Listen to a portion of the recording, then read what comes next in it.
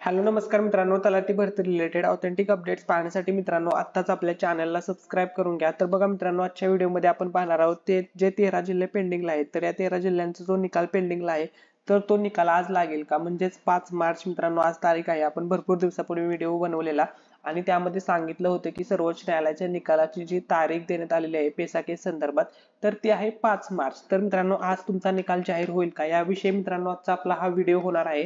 जर तुम्ही चॅनलवरती नवीन असाल तर व्हिडिओला लाईक करायला विसरू नका आणि मित्रांनो चॅनलला सबस्क्राईब करून घ्या। तर बघा मित्रांनो, तुमच्या माहितीसाठी जर सांगायचं झालं तर मित्रांनो आज काही तुमचा निकाल लागणार नाहीये, कारण की मित्रांनो 2 दिवसापूर्वीच एक अपडेट आली होती, 2 ते 4 दिवसापूर्वी मित्रांनो त्यावरती सुद्धा आपण व्हिडिओ बनवून ती अपडेट तुमच्यासोबत ऑलरेडी शेअर केली आहे।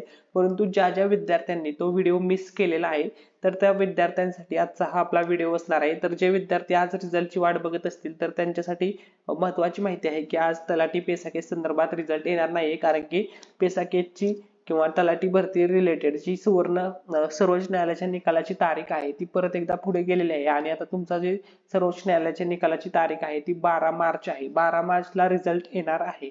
12 मार्चला सर्वोच्च न्यायालयाची सुनावणी आहे, त्यावेळेसच जी काही नवीन अपडेट येईल तलाठी भरती पेसा केस संदर्भात ती अपडेट आली की आपण त्यावरती व्हिडिओ बनवूया आणि तो व्हिडिओ तुमच्या सर्वांपर्यंत शेअर केला जाईल।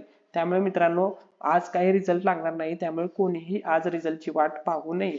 12 मार्च पर्यंत तुम्हाला रिझल्टची वाट बघावी लागणार आहे, त्यावेळेसच नवीन अपडेट येईल, त्यावेळेस सर्व गोष्टी क्लिअर होतील। व्हिडिओ आवडला असेल तर व्हिडिओला लाईक करायला विसरू नका, चॅनलला सबस्क्राईब करून घ्या। Thanks for watching.